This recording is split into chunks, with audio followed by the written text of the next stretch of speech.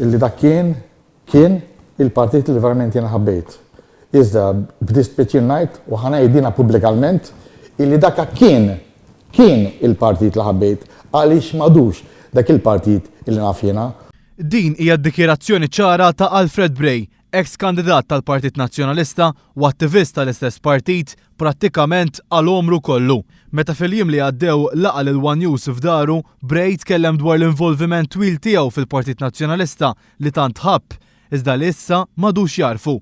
Tant illi għall-ewwel darba fid-9 ta' Marzu ser ikun qed jivvota lill-Partit Laburista. Iftakarni minn ċkuniti daqsxejn ta' tifel żgħir, kont issiħibt fil-żgħażagħ u dejjem kelli l-kariga mal-Partit Nazzjonalista, barra minn hekk ukoll kont anki kandidat fis-76 u l-81 li kont ikkontestaj żewġ elezzjonijiet. U barra minn hekk kont ukoll fl-eskuttiv tal-Partit Nazzjonalista u barra minn hekk kellu wkoll bosti kargi fil-partit u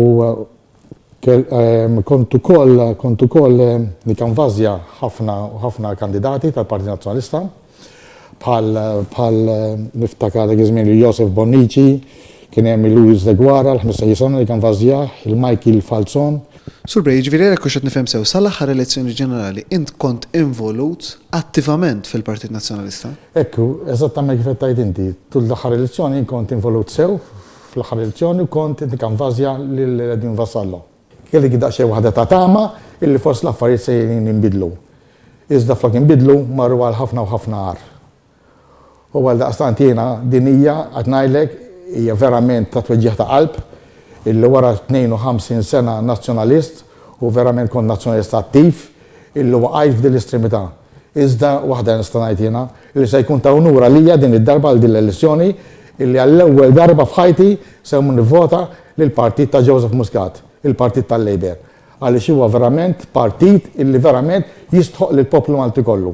Alfred Bray jitkellem dwar id-differenza kbira bejn il-Partit Nazzjonalista ta' żmien George Borch Olivier u Edifen Akadami u l-Partit Nazzjonalista tal-lum li jgħid li sar partit ta' klikka. X'ġielek li tagħmel din il-qabża? Dan jien li nissopporti tul dal-aħħar 10 snin minn kemm ilu hemm Lawrence Gonzi. Sinċerament qed ngħidlek.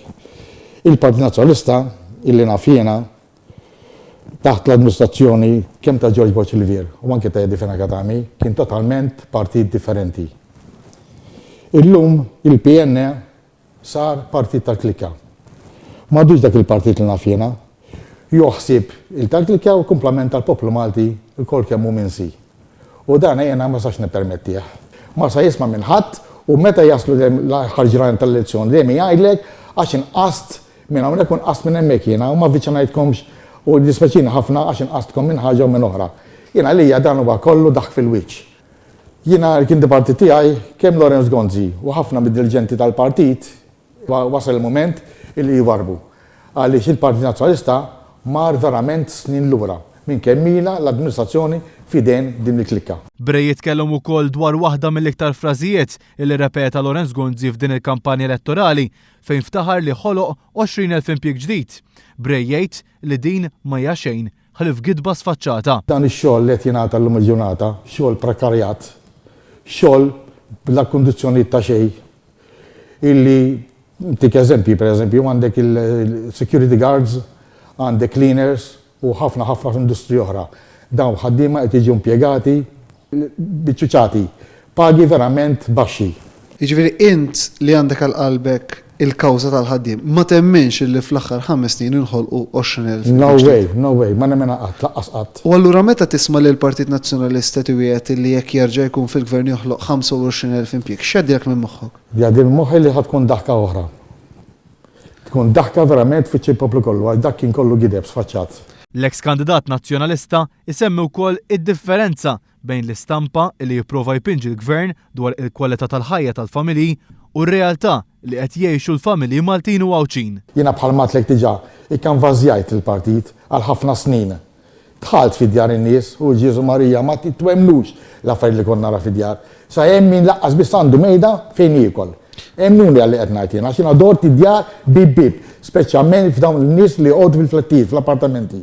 Jesprimi d-disgust tiegħu dwar l-iskandlu fl-audit tal-commissions fuq ix-xiri taż-żejt mill-Lena Malta. Qed ngħidlek għax diskustat għal kollox u bħali għaw eluf foħra ta' Maltin u ex-nazzjonalisti li l-lum il-ġurnata qed nisejju ex-nazzjonalisti għaliex qatt maħlumna, speċjalment minn nies li hemm involuti.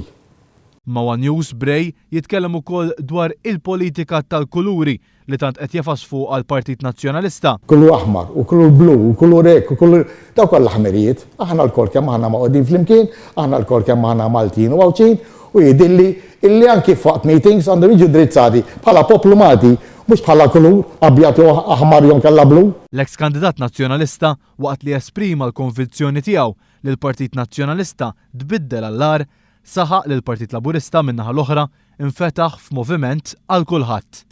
Il-moviment Laburista m'għadux dak il-Gvern Laburista bħalma kien dari, il-ġurnata sar moviment. Sar partit ta' kulħadd. M'għadux jieħu kalkuli ta' kuluri, ta' ħaġa jew oħra, ta' kuluri jew kellha ieħor, huwa partit ta' kulħadd. U jiena fiduċjuż illi Joseph Muscat se jistma' lil kulħadd l-istess xorta. Għalhekk l-appell finali tiegħu huwa biex oħrajn bħalu jażlu bil-vot tagħhom lil Joseph Muscat, il-persuna li fi kliemu iwettaq dak li jwiet. Huwa onura lija illi fl-aħħar toħroġ il-verità ta' dak kollu li qed isir fil-pajjiż. U għalhekk fil-fatt jiena stidint lilek biex jiġi hawnhekk ġodari biex noħroġ dan l-appell. Ejja nagħmlu l-kol kemm aħna għaliex fil-fema tiegħi, u nispera tkun fema ta' maġġi parti kbira tal-poplu Malti, illi Joseph Muscat qed jagħmel dak kollu li jista' u għandi fiduċja assolutament fih jiena illi dak li jistqar, dak li qiegħed jgħid jista' jwettqu.